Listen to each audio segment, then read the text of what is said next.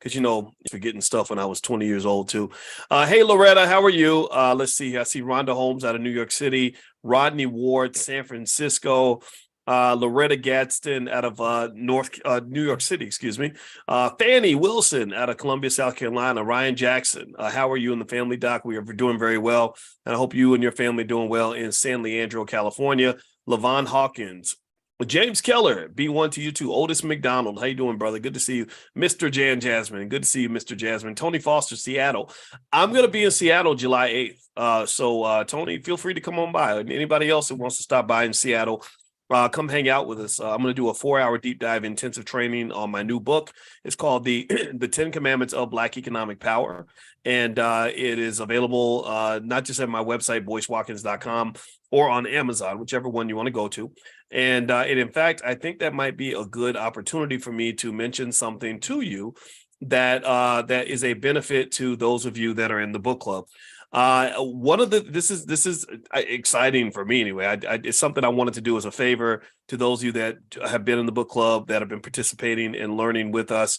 I wanted to give you sort of a special access sort of thing. So one thing that we did was, you guys know about things like our financial flashcards, our financial workbooks for children, things like that. Well, if you go to financialflashcards.com right now, you can actually use the code Book Club. So write that down, Book Club. That's your special code that will give you 30% off anything in the store on top of any discounts or specials that might be offered. So like, for example, right now, our financial flashcards, which are designed to put our kids way ahead of the curve when it comes to economic training and things like that, they're on sale. I forgot what the discount is. It's a really good discount. But actually, with the code, you'll get another 30% off of the previous existing discount. So it really chops the price almost in half. So feel free to go to financialflashcards.com, or if you want to take a look at our workbooks, you can go to financialworkbooks.com. And that's the big thing. That's the thing I wanted to mention to you all. Just use the code Book Club. So when you check out, if you go to financialflashcards.com and when on the checkout, just type Book Club in the section where you can enter your coupon code. But you can do that for anything. You can order my book, The 10 Commandments of Black Economic Power, 30% off. Anything that you want to get in our store, we've chopped that price, and this is specifically for book club members. So feel free to do that if that's of interest to you. And also, if you go to boycewatkins.com, that gives you links to a lot of other stuff in the store. It's not just the flashcards and workbooks, but you have my books and you have a bunch of other things in there. So feel free to take a look. All right. So with that said, how's everybody doing? I hope you're doing well. I want to tell you all, as we get started, we're going to start reading Powernomics in a minute. But before we jump into Powernomics, I wanted to jump into a topic that my wife and I are going to hit later on tonight on our Pillow Talk. As you know, we have a podcast. My wife's a therapist, and we do a podcast called Pillow Talk with Dr. Boyce and Dr. Alicia Watkins. Well, in our latest episode, we want to talk a little bit about that whole situation with the little boy who had to shoot the guy in the back because the guy was beating up on his mother. My wife was really passionate about it. My wife is a Black woman out of Chicago. So she felt some kind of way about the whole situation. I felt some kind of way about the whole situation. And so we decided that tonight on Pillow Talk with Dr. Boyce and Dr. Alicia Watkins, which you can check out at drboycetv.com, or also on Spotify. If you look up my name, Boyce Watkins, you can find us on Spotify too. Basically, make sure you hit the follow button when you go to Spotify. That way you'll be notified when we put up new content on Spotify. We put stuff up there every day or two. So there's plenty of good stuff. And our goal is to always make you think. But there's so many different angles to address this issue. And one of the angles that definitely comes to my mind right now, as my wife and I get ready for this conversation tonight, is I really was thinking about something Brother Nuri Muhammad said to me that relates to what we're going to read tonight in Powernomics. And one thing Brother Nuri Muhammad said, that he's in the Nation of Islam. He's a great man, a great Black man. He spoke at the All Black National Convention, I believe, last year. I think he's been there actually a couple of times, and I just love him so much. I have so much respect for him. And hopefully you'll come to the convention this year. It's going to be in Atlanta, October 20th, allblacknationalconvention.com. Feel free to go take a look. And one thing Brother Nuri Muhammad said that was really interesting was he said that in the 1950s and 60s, the three biggest influences on Black youth were, I'm going to write it down because I want to remember, the church, the home, and the school. That church, home, and school were the three biggest influences on Black youth at that time. Now, according to Brother Muhammad, the three biggest influences on Black youth are hip hop, the music, their friends, and social media. So you went from your children being heavily influenced by church, home, and school. Whatever you think about the church, the church isn't a place where you're going to be exposed to some, to things that are harmful. I mean, every now and then we know scandals happen in the church. We know that's real, but it's not like it's something that happens all the time. We know at home you're going to be pretty safely protected, especially when you have two parents in there that love you. And then at school, school, other than the fact that white people are educating you, school seems to be at least a place where if you take in the information they're sharing with you, you're going to have a better life. But then I want you to think about the music, and I want you to give me a yes or no in the chat. If a Black child is heavily influenced by hip hop music, do you think most hip hop music is going to make their lives better or worse? What do y'all think? Yeah, with better or worse? Put a better or worse in the chat. I'm gonna let y'all answer actually while I get up. I gotta go shut this door. So answer the question in the chat while I do this. I'm gonna turn my screen off for 1 second.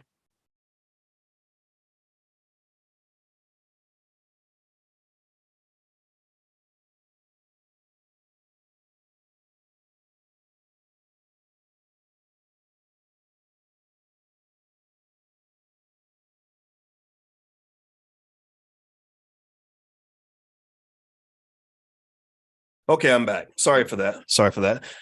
Yeah, so I think it's worse, right? So hip hop music does not typically make Black children better off if they're heavily influenced by the music. Typically there needs to be an intervention to explain to your child why having sex with everything that moves and killing other Black people and spending all your money on Louis and Gucci and remaining as ignorant as possible is not a good life strategy. Thank God, thank God this was the first year in a long time where there wasn't a single hip hop song in the top 100 of the charts. I think there was not one single hip hop song. I don't know if it was the top 100 or top 50 or top whatever, top 10, but they said, I think for the whole year, not one single hip hop song made the top 10. Thank God. I think hip hop is great, but that type of hip hop, that toxic stuff is just, if you don't think it has an influence on children and you can't see it, I encourage you to go study psychology, go study the subconscious mind, and you'll see what I'm talking about. Let me ask you this, better or worse? Do you think that kids who listen to their friends and follow behind their friends and listen to their friends more than their parents, are those children going to be better off or worse off? What do you think? Third question, and y'all know where I'm going. It's a loaded question. If a child is heavily influenced by social media, do you think that they are better off or worse off if they are paying attention to trends on social media and using that as a blueprint for their lives? Better or worse? Better or worse? Okay, so all three of these factors that Brother Nuri Muhammad so eloquently mentioned when he came into my podcast in terms of things that influence our kids, all of those things make your children worse off. All of these variables end up just messing up our children. And there's not a lot all of us can do about it. People, if you talk to some of the rappers, and I know a lot of the rappers, and some of them are my friends, like I love Killer Mike, who's just a buddy of mine. And I had lunch or dinner, actually, it was lunch. Sorry, it was lunch at Pascal's with he and his beautiful wife.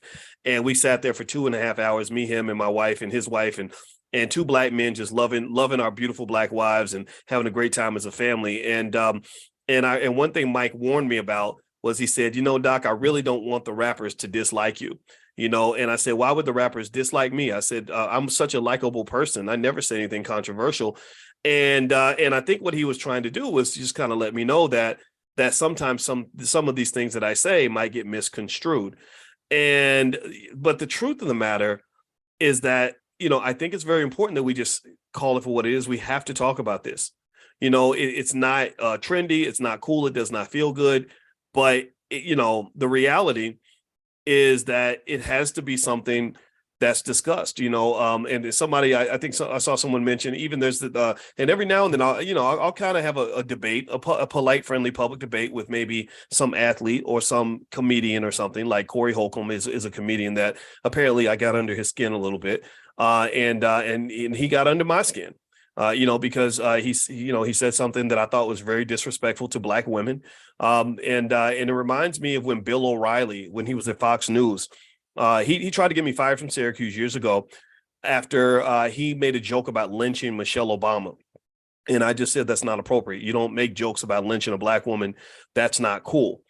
because lynching is a real possibility for the Obamas, and you might disagree with them politically, but you don't have a right to make a joke about lynching Michelle Obama. And that was a big mess. If you go Google it, it's still out there. They did a whole episode, I kid you not, a whole episode of Fox News. Every single show, every segment was basically about me. Laura Ingraham was in there, and O'Reilly and Hannity, and all of them were like, this professor at Syracuse is a racist. And also, and they, and it was a propaganda smear. That's what they do. It's their platform. They can do whatever they want with it. And they didn't actually ask me what I thought, or they didn't ask me to elaborate on what I said. They just showed images of me looking mean, like I look right now with my brow furrowed and talking like this. But they didn't say what I was saying. They just sort of showed me talking, and that was their way of kind of smearing and attacking me. And then a lot of my colleagues at Syracuse got very nervous about that. They weren't used to that kind of attention. And so long story short, these are just battles that I'm okay with, because I really think that we've got to sort of speak up on certain things. I think that so going back to this comedian Corey Holcomb, when you wish death on the mother of your child, I remember just thinking, come on, I get it. We want to tell jokes. I get it. There are men who are frustrated because they feel that maybe they're not being listened to. I think that smart Black women understand you need to make sure we're listening to men. But when you get to the point where we think it's cool and funny for a Black man to say, I wish death on the mother of my child, even as a joke, because he's a comedian, he's a joke, he's going to make jokes, right? That's fine. That's something that I think Black men, especially, I'm really talking specifically to the men, you've got to kind of say something about that. You got to kind of say, no. This is protected. This is a protected class. You can't do that. You can get mad at you can get mad at your baby mama. You can get mad at your wife. My wife, I get frustrated with my wife. She gets frustrated with me. But never will you hear my wife say, I wish Boyce was dead. Even as a joke, she wouldn't even put that in the universe. Words have power. And so so when it happens, and I remember when Corey said a couple things about it or whatever, and then he made fun of my proposal to my wife, and he said, look at you, you look like a simp getting on one knee, and she didn't act like she even wanted to marry you. And I was like, well, actually, I mean, she put the ring right on her finger, right? As soon as I gave her the ring, she put it right on, and we got 1,000 pictures we've taken as a married couple since then. So I think she wanted to do it. And just as a side note, like, you never propose to somebody unless you know what the answer is. Like, don't just go in there hoping, but anyway, but the thing was that bothered me about some of the conversation is that these are conversations I've seen with Black men throughout the internet, where it's there's something that's kind of happening where we're sort of honoring and celebrating the kind of debauchery that ends up destroying our kids and ruining our families and destroying our community and making us look really, really bad. I mean, really making us look like the laughing stock of the world, because I don't think you can go around the planet, and I don't think you'll find any group of people. Give me a guess if you know what I'm coming from on this. Can you tell me any other group of people that spends this much time publicly bashing their women? I mean, is there any group? I don't know. I can't think of any group. I really can't think of any group of people that spends that much time publicly bashing their women, bragging about not protecting their children, just dismantling and disrespecting the idea of love and family on such an elaborate scale. And the white man will always give you a platform to do that. He says, oh, you want to talk crazy about your women? Here, we're going to make you the most famous Negro in America. You want to talk crazy about Black men? We'll give you a whole platform to do it. We'll put you on NBC so you can talk about how Black women can't find a good Black man, so we can go celebrate the Meghan Markles of the world who went across the sea and married guys like, Prince Harry, right? And I resent that. I absolutely resent that. And I want more Black people who agree. If you don't agree, that's okay to disagree.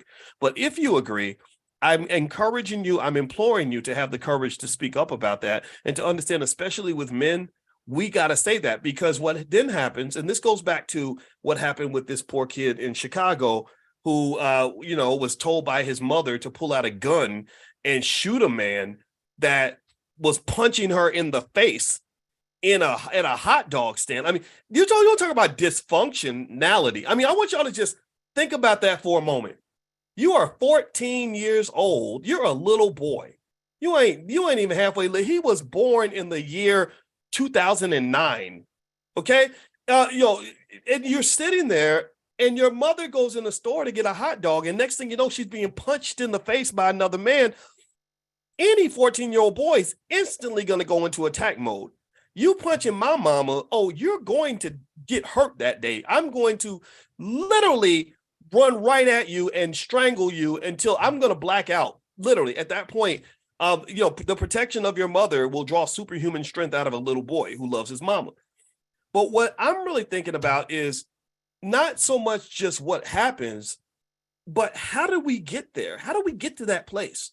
How do we get to this place where the dysfunctionality is so bad that your mother's getting punched in the face repeatedly at a hot dog stand, clearly by a black man who was never taught any manners whatsoever, has no home training at all? You're punching a woman in the face. You're doing it right there in public in front of everybody. I need y'all to really break down this scenario, like almost like how you break down a movie set and look at the setup. It ain't just what happens, it's the setup, right? It's not just the reaction to the environment, it's the creation of the environment. So you're punching a woman in the face at a hot dog stand in broad daylight because you know nobody else in the hot dog stand is going to do anything. All these people are sitting there holding cell phones, filming this, like, oh my God, this man is punching this woman in the face. Not one single man is saying, hold on, brother, this is not cool. No, get back up. Her husband or baby daddy, whatever, is nowhere to be found. Nobody knows what's going on with that. So the mother's out here defenseless, dealing with these crazy men. Then the son has to go into his car and get a gun at the instruction of his mother to shoot the man who's punching his mother in the face. And then if you were to read more of what they claim occurred, the mother saying, keep shooting him, right? Don't just end the threat, like end his life. Now that part, I don't want to debate that because I know there are people saying that didn't happen. And there are some people who are saying that it did. If that did happen, that's a big problem. That's a big, if the mother gave any instruction on any level that in any way, validated that kind of behavior, that makes you really question even motherhood in our community. I mean, we could talk about how trifling a man is for punching a woman, but you also got to really ask a question about whether or not you as a mother would want your 14-year-old son to go to prison for murder because somebody, beat you up. I know that people take different sides. I saw comments on Instagram. My wife and I are going to talk about it tonight on the Pillow Talk. And I think everything should be fleshed out. But I really think that whatever side you're on, I want you to really not just think about what happened, but ask yourself, why does this kind of thing happen week after week after week in our community? Don't get me wrong. White people are crazy too. They do weird stuff too. You go to a trailer park, you're going to see a lot of dysfunctional behavior, but I'm not talking about white people. I'm talking about us.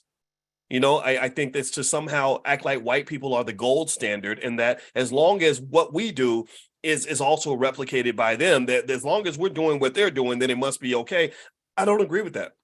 I don't agree with this idea that, white people do it too, so that means it's not that bad. No, that means white people are dysfunctional also in their own way, for sure. And I'm sure their leaders, hopefully, will work through their dysfunction and fix those issues, but I'm not really talking about those people. I'm talking about us. So with this whole scenario with the husband, sons, and where I can tell you, this is not something I completely understand, to be honest with you. I was lucky enough to have a stepfather who became my father that adopted me when I was 3. And I can tell you that if my mother was in a hot dog stand being punched out by another man, yeah, he would probably die that day for sure, because my father had guns and my father was not scared to use them. And but my father would have said, you stay in the car. I'm going to go handle this. That's what would have occurred. And my mother would not on any level be encouraging me or my father to go grab a gun and go finish off the deal. So again, I think that there's just so much to talk about with that, because, I live in Chicago and I see weird things like this happening all the time, which is a product of the dysfunction, untreated trauma. I'm wondering, this guy that decided to punch a woman out, who raised you? Who taught you that was okay? What code of behavior are you are you living by that says that it's okay to do this? So my wife and I are going to talk about it, and she's a therapist and a Black woman, so she's going to come in with her own perspective. I'm Boyce, and I'm going to come in with my own. And feel free to join tonight later on drboycetv.com. We're going to talk about it there. All right. So what I want to do is I'm going to read some Powernomics. Now that we've kind of figured out what part of our problem is, let's talk about some solutions. Okay. So let's get solution oriented. We've been reading Powernomics for probably about a year and a half to 2 years now, every single Wednesday night at 8:30 Eastern. And a lot of you have been here ride or die from the very beginning. So let me give you what you came for. So let's go to page 239 of Powernomics. Powernomics is the book by Dr. Claude Anderson. You can get a copy at powernomics.com. And Dr. Anderson is talking about in this section of the book what the Black church needs to do in order for them to really fulfill their role as being assets to the Black community. So what Dr. Anderson says is that the church should be used to attract and hold wealth. I agree with him. Because one thing you don't understand is that a lot of us don't understand is that the Black church is one of the most powerful and impactful institutions in society. It has not just a lot of tapped potential, but a lot of untapped potential. And that potential is sometimes is used for bad, sometimes is used for good. But one thing that we don't see is that the church can be used almost like a bank. In fact, the Black Business School, we operate like a church. In the Black Business School, we let everybody in for free. Anybody that wants to learn can come to church for free. We just raise money in certain ways. Like we'll offer something and people want, like, for example, when I was telling you guys, if you go to boycewatkins.com, there are things you can buy. That's how we raise money for the church. But also what's important is that the way the church raises money has to be thought out carefully, because not all money is good money. You have to remember, what is your core mission, right? So in the Black Business School, our core mission is what we call the Black Core of Three. We believe Black people should educate our own children, create our own jobs, and support Black-owned businesses. So everything that we do has to align somewhere with one of those core values. So what Dr. Anderson says here is this. He says, Black communities have long suffered a scarcity of wealth and income-producing resources needed to be competitive. We are getting beaten, first by competitors who impede wealth and income from entering Black communities, and also by internal agents who abet the flight of wealth and income resources out of Black communities.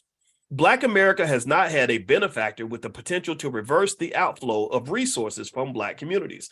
Black churches, however, have the potential power to stop the capital drain from Black communities.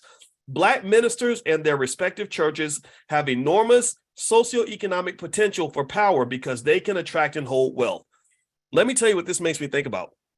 Does anybody watch the show Godfather of Harlem? Give me a yes if you've ever seen that show or heard of that show. Godfather of Harlem, let me just say this, is one of the best shows on TV.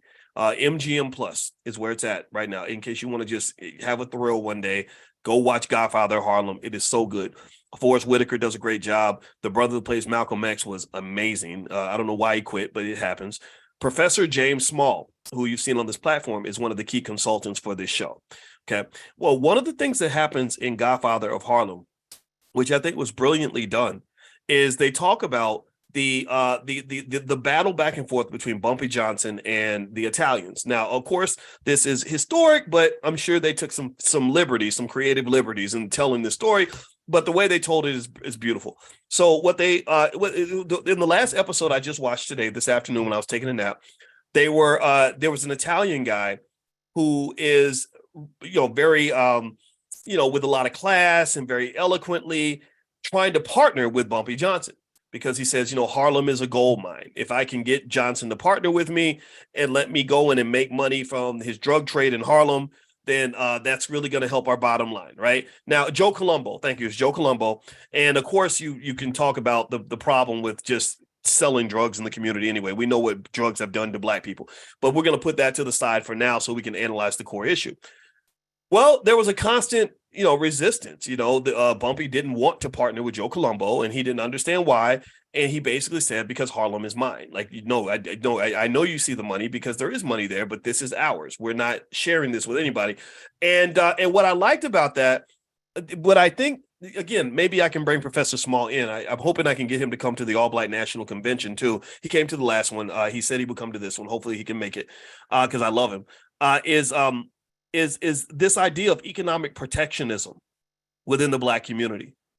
This idea that you can't go sharing anything and everything with everybody who walks by. And so that contrasts with another topic that I explored earlier with Diddy, the rapper slash whatever he is, right? So Diddy is in this crazy lawsuit with his vodka company, Diageo, because he's claiming that they treated him in a racist fashion because they promoted George Clooney more than they promoted him. So they fired back and said, we're dropping you. And also, we want the public to know that you only contributed $1,000 to our joint ventures, yet you made $1 billion with this partnership. And I don't know the details of that, and I don't have anything against Diddy one way or the other. I know he's a supporter of Powernomics, and for that reason, I appreciate him. However, one of the things I want you to pay attention to, though, is that there are a lot of these so-called partnerships that a lot of your Black celebrities get connected with, because just like Joe Colombo in Godfather of Harlem, they see the gold mine that exists within the Black community. Give me a yes if you understand what I'm saying, if you get the analogy here. Y'all know I like analogies, okay? So they see the gold mine. So they go to Diddy and they're like, hey, you know what? If we can get you to sell to the Negroes and more broadly to the hip hop culture, which includes a lot of people who are not Black too, but Black people are providing the stamp of approval. Black people are giving you your swag. There's something about us almost like at a spiritual level, metaphysical level, where it's just our presence just makes things more interesting. It adds a type of value. I don't know if it's edginess or class or culture. I have no idea. But we're just so beautiful that whenever we give our stamp of approval to something, the rest of the world follows suit. That's how Kanye West can go around the world and sell those ugly Yeezy shoes and sell them for $300-$400 a pop. I would never buy a pair of Yeezys. I told Kanye that myself. I told him also I'd never marry a Kardashian because Kardashians are crazy. With that said, these partnerships, the question I would end up asking is, who's benefiting from those partnerships?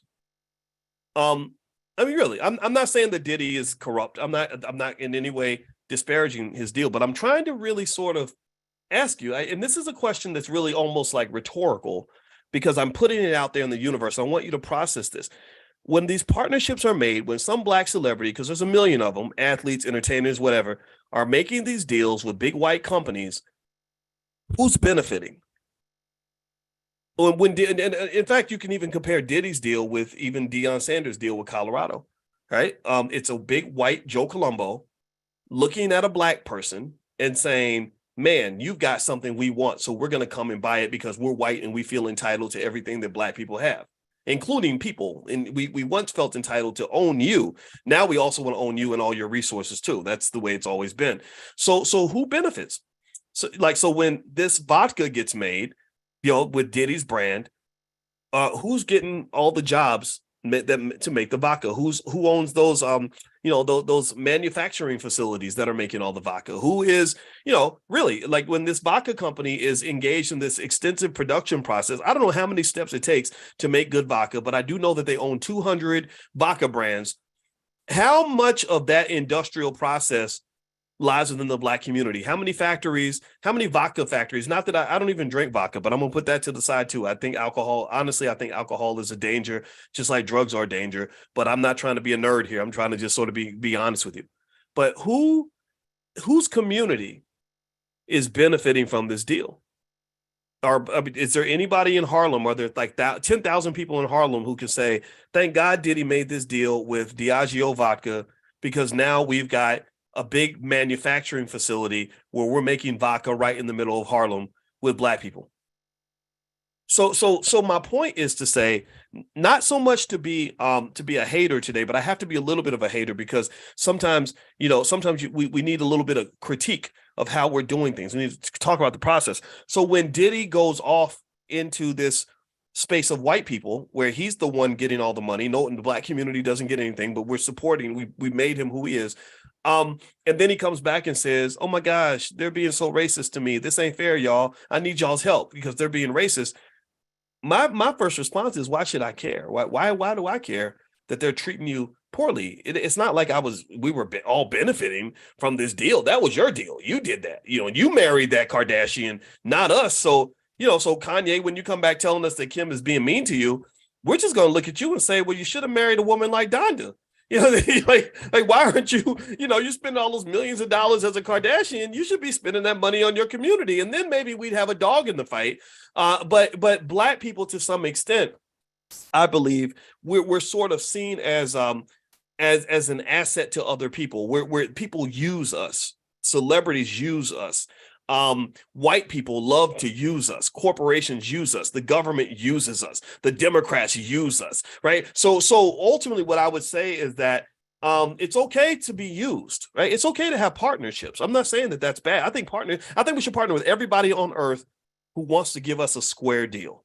That's the point, right? So if you come in and Diddy, and your next deal is where you say, hey, I'm making a deal with this white-owned vodka company that's going to now start manufacturing my vodka. But they agreed that they're going to fund a bunch of Black entrepreneurs that are going to run a massive manufacturing facility right in the heart of Harlem that's going to hire 20,000 people and also allow some sort of equity in the community or whatever. Then I would say that's great. That's a great deal. Because the thing is, we know that, when I look at that, I say, well, okay, I know you want some of what we got, but are we also getting some of what you got? And the operative word has to be we, because quite often there's the Jackie Robinson effect. Jackie Robinson leaves the Negro Leagues then die. Thousands of businesses go out of business. Thousands of jobs disappear.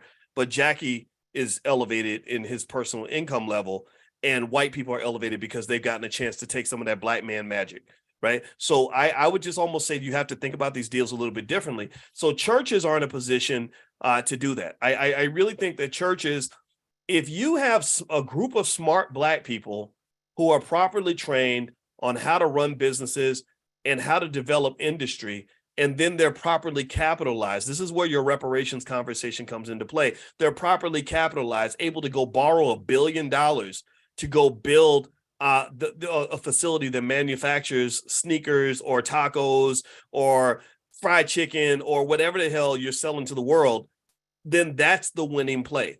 You have to have some say in the production process and not just be the shiny little cherry on top. And that's what these celebrities are. They're the shiny cherry on top. They bring all the attention necessary for you to market the product and sell that product worldwide. That's why Diddy was able to sell his vodka everywhere. Okay, so here's what Dr. Anderson also says here on page 239 of Powernomics. His website is powernomics.com. He says, so he talks about the outflow. He talks about Black people who facilitate the outflow of Black resources to white communities. He says, Black churches, however, have the potential power to stop the capital drain from Black communities. Black ministers in their respected churches have enormous socioeconomic potential for power because they can attract and hold wealth. Black America reportedly has 500 billion, and this is 30 years ago, 500 billion in annual disposable income. Now that's 1.6 trillion. To understand the power of that statistic, imagine the capabilities Black religious organizations would have if just 10% of that money, approximately 50 billion, was given to churches in a lump sum payment. Even though it's not a lump sum payment, that is, in fact, what Black churches take in annually. This amount of money represents 3 times the gross receipts of Black America's 500,000 businesses. So churches make 3 times more money than Black-owned businesses. So churches, if they're smart, have the obligation of starting to think on a bigger level to say, how do we become a community bank? How do we do what a bank does? How do we gather these resources and make investments or make loans so that we can stimulate economic activity in the community? Shout out to James Wilson. James Wilson is a pastor that is speaking at this year's All Black National Convention. And James Wilson is a student of the Black Business School who he took one of our classes on stock options and how to generate income from stock options. And James sent me a flyer where he's now training his entire church on high-level investing, which is exactly what every church should be doing. Because the thing is, the biggest thing to understand about industrialization and monetization and business development is that there's nothing that white people can do that you can't do yourself. There's nothing that white people do in America today that you didn't do back in Africa or ancient Kemet or Egypt or anywhere where black people have lived, which is pretty much everywhere because everybody comes from us. So what I would say to you is that what has to change is the training, right? I believe that black children have to have their education supplemented. This is an emergency order. This isn't something that we should do 20 years from now. This is something that needs to happen today, where the children that we have access to need to understand what type of learning is really critical for them to be successful. So you start with, this is a mathematical technique. In mathematics, when I was teaching math at the University of Kentucky, we used to teach an optimization technique called dynamic optimization. And what that meant was that whatever you consider to be the solution to your problem, you have to start with the end in mind, basically. You start at the end and you work your way backward. It's very easy. It can be very complicated mathematically, but it's very simple. Let me explain.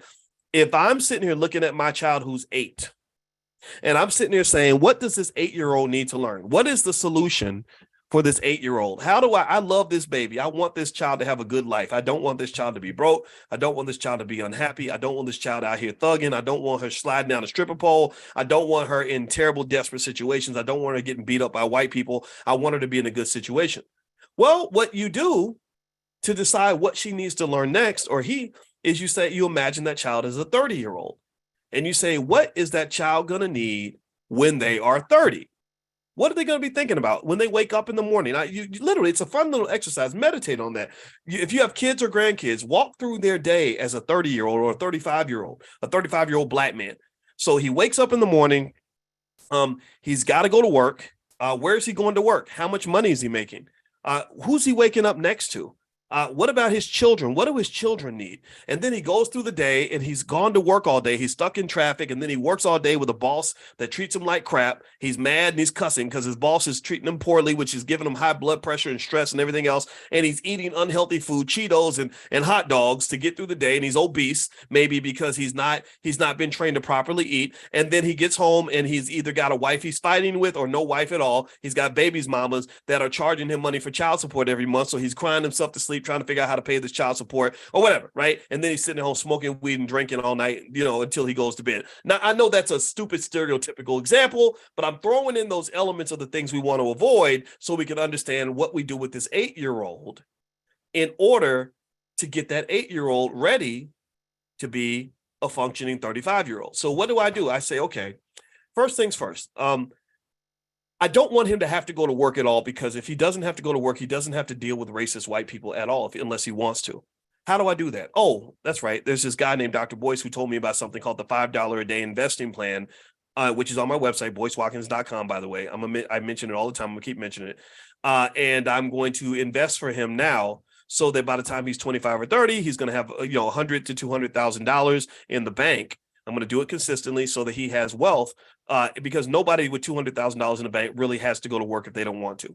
So that's the first thing, right? So we solved one problem. This is like they talked about those jabs that they were giving you to help you with the virus.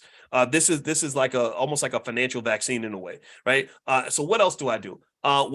He's eating hot dogs and Cheetos and getting obese and getting high blood pressure, and he's going to die young. So maybe I need to educate him on nutrition. Thanks. Shout out to Juiced Up Reese. Thank you, girl, for the juice you sent us. Love Juiced Up Reese, best black entrepreneur in the world. I hope you come to the convention. She was at the convention last year. I wanted to be a speaker this year.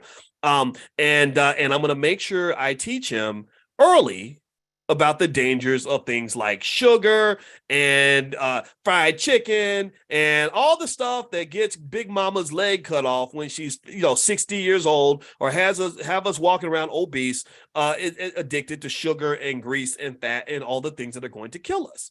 Right? Maybe that's another thing I educate him on. Right? I train him on nutrition and get him into healthy eating habits. What else do I do? Well, so when I'm thinking about who he's waking up next to.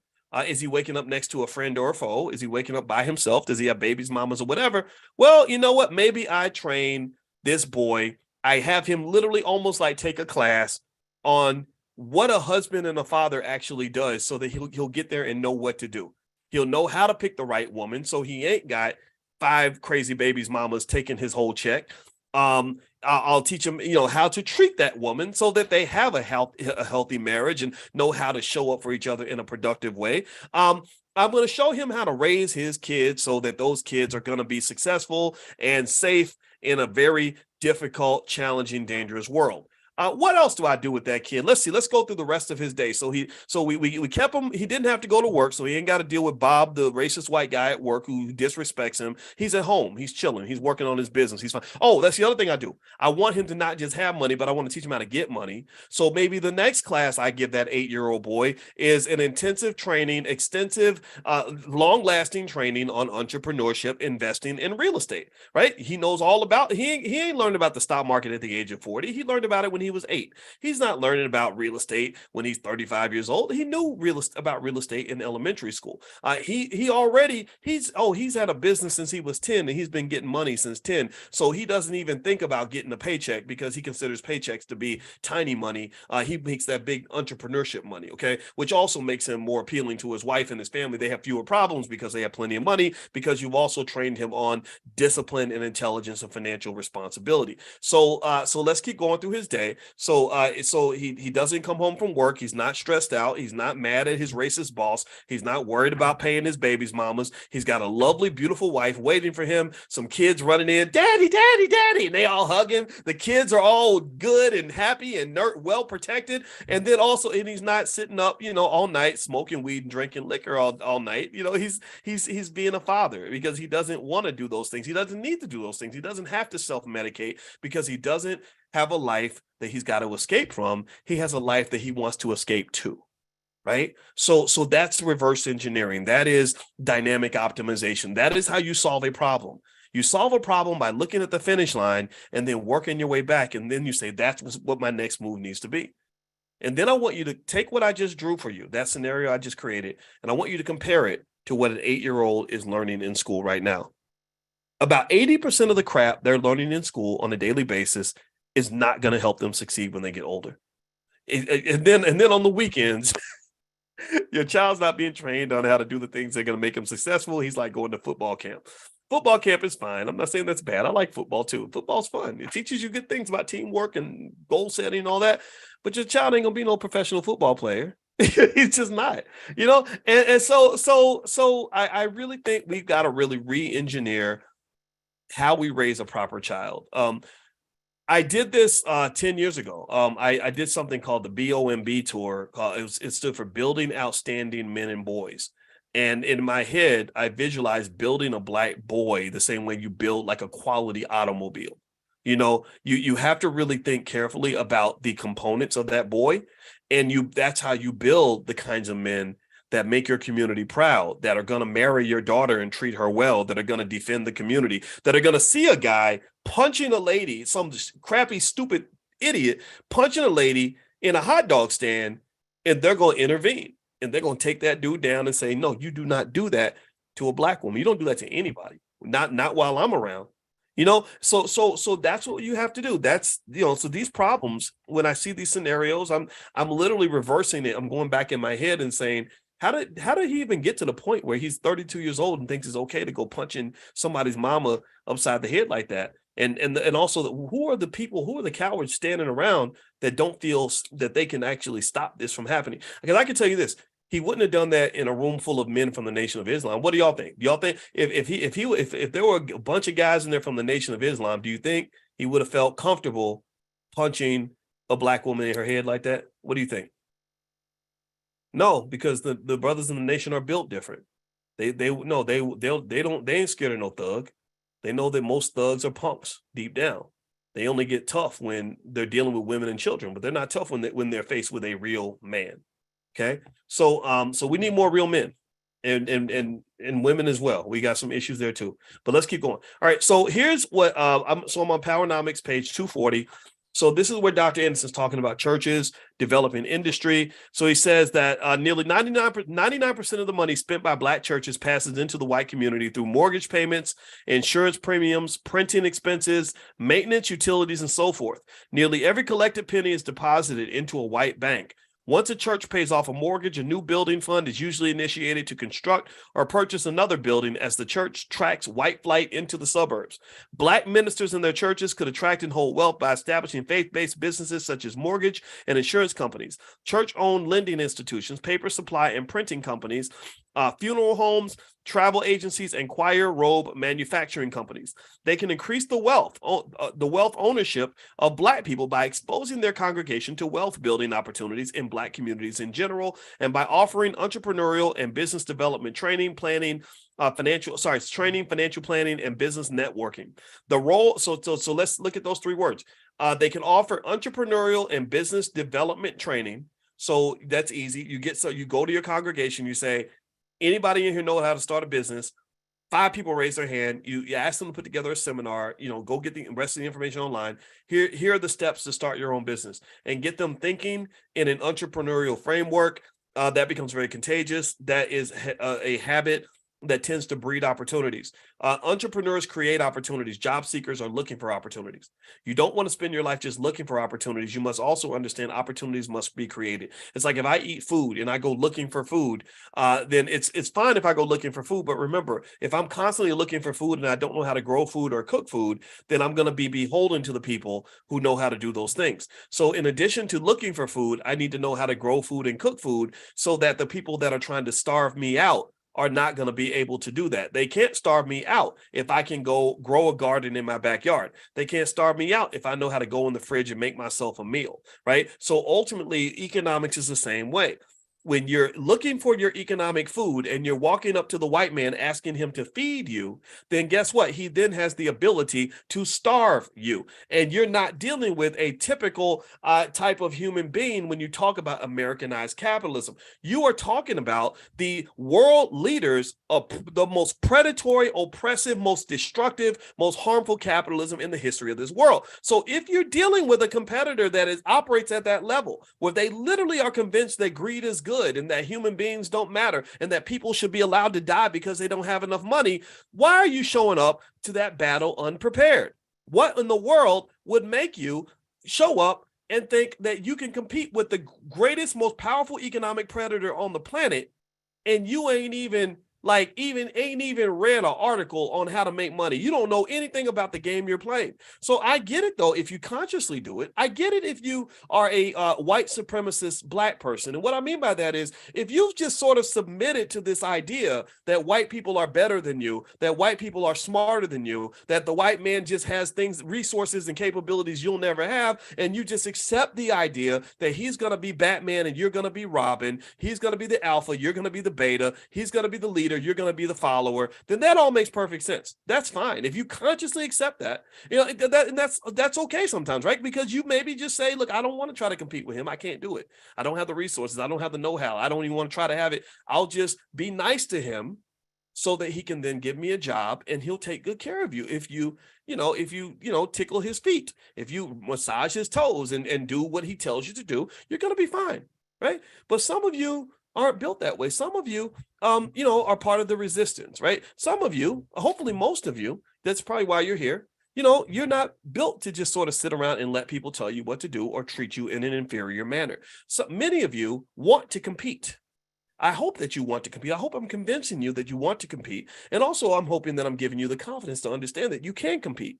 You will compete. Your children definitely will compete, right? But in order to compete, you're going to have to change your thinking. You're going to have to avoid any thinking that is contradictory to putting you in the position to do the things that you want to do. So when it comes to economics, the biggest thing, most important thing Black people must understand, any Black person, any B1 person that really wants to take the lead in this thing, is that there's no room for a lack of preparation. There's no room for self-pity. There's no room for doing things that are going to be harmful to the objective. You can make mistakes, but you got to come back from those mistakes, and you got to be ready to compete. And you got to know that when you show up and ready to truly compete with white folks, they're not always going to like it. And they're not supposed to like it. Nobody likes it when they think that they're supposed to get the big piece of chicken, and then you sit at the head of the table and say, no, the big piece of chicken is for me. Well, if I'm sitting down at the table and I think I'm supposed to eat the big piece of chicken, and then you sit in my seat and take my piece of chicken, oh, we're going to fight. It's going to be a competition, and I'm not going to, because I'm never going to give away the big piece of chicken. He's never going to give away his role, his title as the global economic authority on this planet.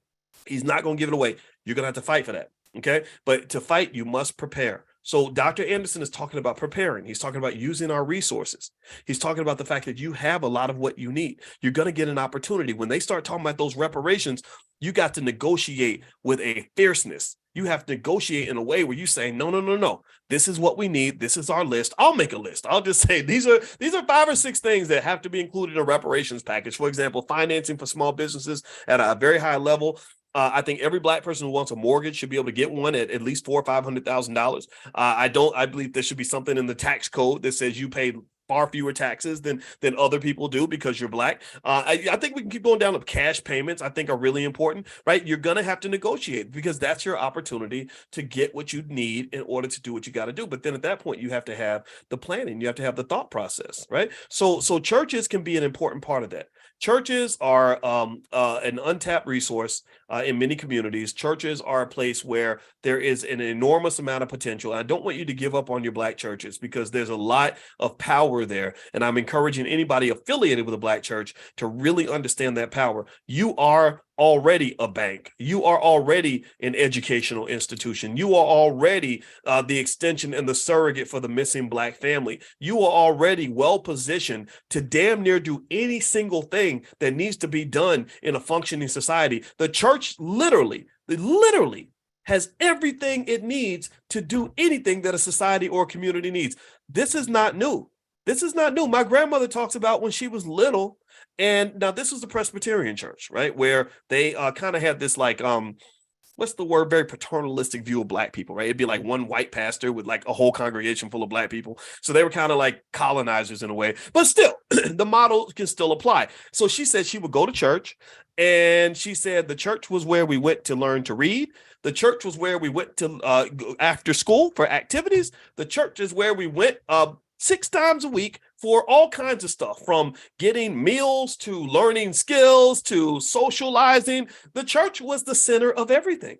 and I think it's okay to consider how beneficial that was, because it's better than all the other stuff that's out here. So let me keep going. So he says on page 240 of Powernomics, Powernomics.com is where Dr. Anderson's book is. He says Black ministers and their churches could attract and hold wealth by establishing faith-based businesses such as mortgage and insurance companies, church-owned lending institutions, paper supply and printing companies, funeral homes, travel agencies, and choir robe manufacturing companies. They can increase the wealth ownership of Black people by exposing their congregation to wealth building opportunities in Black communities in general, and by offering entrepreneurial and business development training, financial planning, and business networking. So here's a model I want you to consider. I'm going to read one more paragraph in a second, and then we're going to be done with Powernomics for tonight because my wife is waiting for me. We're going to do our pillow talk. If you go to drboycetv.com, you can finish. The party will keep going, but I want to respect my wife and finish up here. All right. So in my book, The 10 Commandments of Black Economic Power, one of the things I talk about are the 3 C's of building an economy. The 3 C's are to build any economy. To create your own economy, you just need 3 things. You need 3 markets. Basically, markets are where you have 2 sides of the fence, like a seesaw, right? You need a labor market. You need people that are going to do the work. You need a capital market, a way to raise the money. And then you need a just a market for the products, people that are actually going to buy what you manufacture, right? Because if I can raise the money, pay attention now, listen to me. If I can raise the money, make the product, and then sell the product, then boom, I'm good. I don't need white people for anything. I don't need anybody for anything. I'm good. Do you follow me? Do you get what I'm saying? Okay. And so effectively process this. The church can do all those things. In fact, some of you have families. If you have a big family of people, even people you're not related to, like most of our relatives, I'm not blood related to them. I'm just spiritually connected to them, right? We support each other economically and other. Any group of people that you gather, you know how they say in the Bible, if 3 or more gather in my name, then you're having church basically in that space. So the same thing is true with an economy. If a few people gather in the idea of be oneness, then at that point you become an institution. You become your own economy. Basically imagine a space where you've got a capital market where everybody that has money in their pocket is already trained to be an investor. And they're also trained to deploy capital. They understand the mindset of an investor, right? This is where the training comes in. This is where the church would have to teach people like the benefits of investing, right? So they're ready to invest, and because there's trust, there is discipline, there is a commitment to delayed gratification, right? All these values and trainings that come with being an investor, that's already there. So you have no problem raising money because every time you show up and say, hey, we've got an idea, we're going to buy a donut shop down the street, we got to raise $20,000 to get this going. Who's in? The whole congregation is like, I'm in. Why? Well, because they've all got money sitting around and they're all trained to invest. So they're like, heck yeah, I want to own a piece of that donut shop. So raising money is not a problem at that point, right? So then you got the second challenge, right? Which is who's going to do the work? When I build this donut shop, who's going to make the donuts? Who's going to serve the customers? Who's going to help us to make this thing profitable? Well, you then do another call out in the church. Okay, we got this donut shop. We need employees. We need some people with experience on how to run a business and run a donut company. Anybody know how to make donuts? Anybody know how to run a donut? Right? And people start raising their hands. I'll do it. I'd like to work. Right? I need a job. Then you've got your labor. So now you got 2 out of the 3 things you need in order to make money. Then the last thing you just need is customers, right? Which is basically people you can trade with. Who likes to eat donuts? Who will go to the church donut shop after church? So the very same people who provided the capital are also providing the labor, and the very same people who are providing the labor are also helping you make a sale. And then the very same people who are making the sale are turning around and redeploying the capital. So you just have this system, this recursive system. No begging for jobs required. No, batteries not included. You don't need a white man to put a battery in your back for you to actually have economic success. You just have to have the ability to visualize systems required to develop your own and create your own opportunities. And literally all rich people do is they just rinse and repeat that same model. They just keep going back to that same group with new business opportunities. Everybody's ready to invest because the trust is there. Some businesses do great, some don't do so great. It's okay. We're all in this together. We're all about this life. We're all committed to the life that we chose. And this is what we're trying to do here. Synagogues do it. A lot of other people, the Mormons do the hell out of it. The Mormons are the best on earth at it. That's why the Mormons were secretly, there was a Wall Street Journal article about how the Mormon church was sitting on like $100 billion of secret money.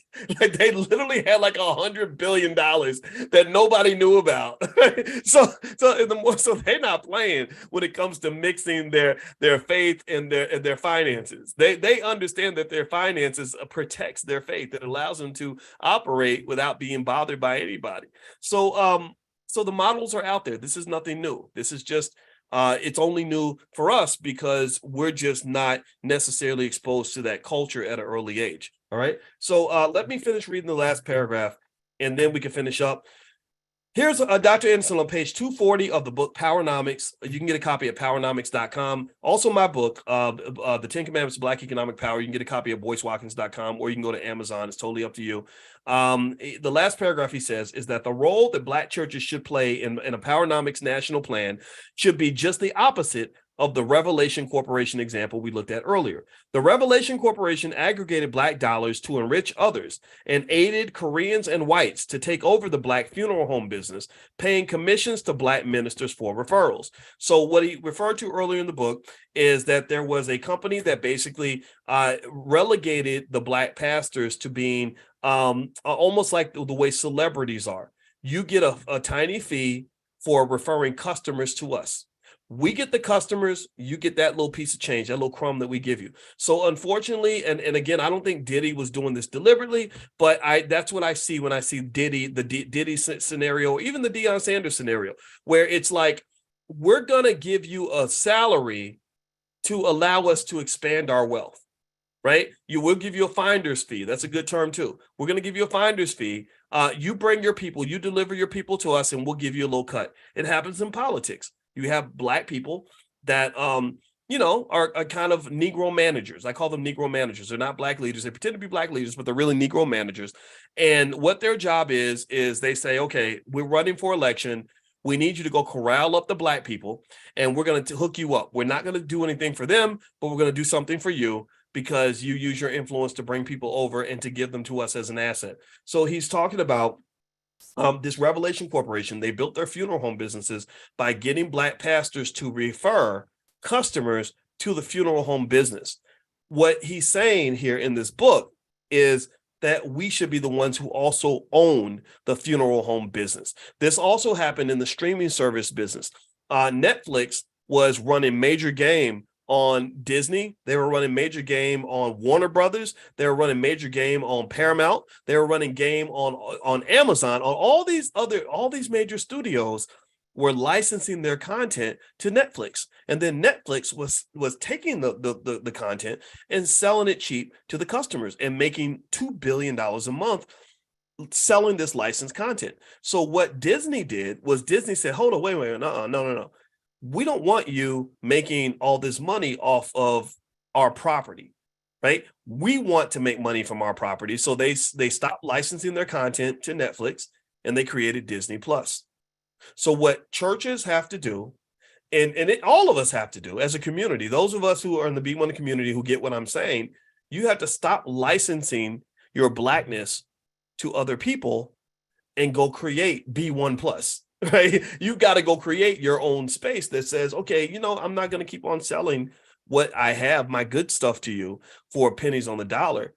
We're going to go ahead and do the work to develop the process to be able to utilize this ourselves. But that requires a different level of training. If I'm not trained on how to do, like if Disney could not figure out the technology behind what Netflix did, if they couldn't figure out how to set up their streaming service, they couldn't do it, right? So what did they do? They had to go hire people that could actually develop the technology to do what Netflix does, to set up Disney Plus. So the same thing is true in the Black community. In order for you to stop having to license out, all the assets in your community to other people, you're going to have to diversify the skill set of your young people so they know how to even handle that. It's like when I was in Guyana, my wife, she's so smart. She got a fellowship.